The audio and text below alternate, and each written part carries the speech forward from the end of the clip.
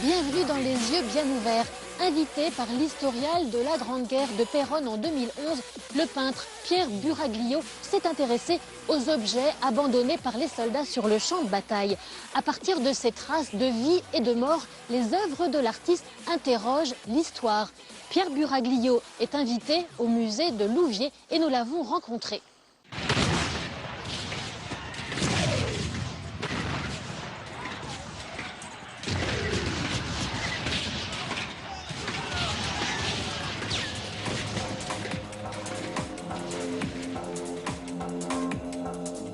Avoir une approche très concrète afin de mieux exprimer ses idées.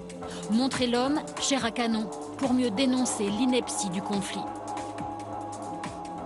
J'ai pris une baïonnette, une gourde, des godillots, etc., etc., une capote, une blouse d'infirmière, des objets liés à la vie quotidienne, au vécu même corporel plutôt que des armes. Tout ça a été pour moi autant de stimuli, ou bien pour dessiner ou peindre d'après, ou fabriquer des choses autour.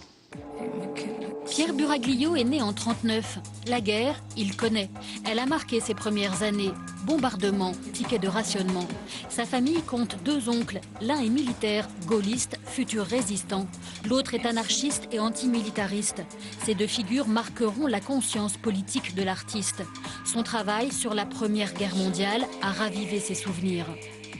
J'aurais tendance à citer un monsieur en apparence très officiel, l'académicien Anatole France. Il dit « On a cru mourir pour la patrie, mais mort pour les industriels ».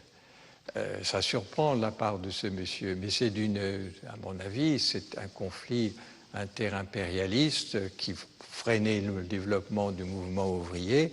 L'importance des enjeux politiques a imprégné l'ensemble de l'œuvre de Pierre Buraglio.